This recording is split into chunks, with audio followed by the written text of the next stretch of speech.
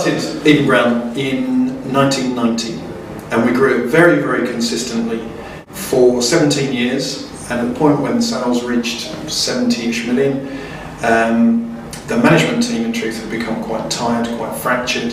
There were a couple of managers directors were then outside the business but were still shareholders. And so what I wanted to find was a private equity business that could take out our external shareholders, could reinvigorate the business and the management team, perhaps bring in some new ideas. And so I looked at a number of private equity businesses, and the first two I met really disappointed me, because I met some very sharp MBA grads who knew nothing at all about recruitment or about the UK recruitment market. And so I became rather despondent, but then by chance came across Hamilton Bradshaw and was really impressed with the approach. And it was to do with their level of specialism, their experience in recruitment, and their quite hands-on nature. So I sold the business to HP Human Capital, and at that point I stepped up to become the CEO of HP Human Capital.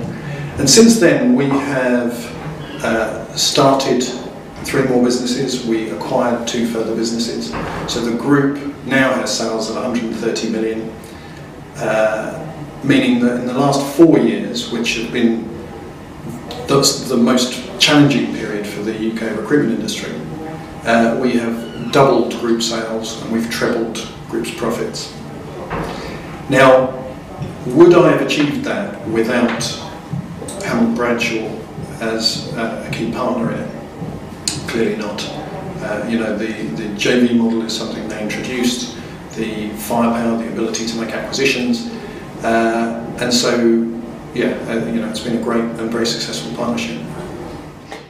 My main point of contact with Hamilton Bradshaw is with Tristan Ramus. James chairs my board, and at the beginning of the relationship we dealt with quite a number of other people within Hamilton Bradshaw. We refer to them as the pit crew because they'd all rush in and do stuff. And so they were very, very hands-on, very active within our group, much more so than I think your average private equity business. And then over the intervening 4 years, they've really retreated because they didn't need to be that hands-on. You know, they transferred skills to my management team, brought in some new people, and so they're not consistently hands-on now, but are available to be called in as required. So if we make an acquisition, we would tend to use more of Hamilton Bradshaw's capability. Over the last 2 years, HP Human Capital has gone from being the 60th biggest recruitment business in the UK to being the 20th.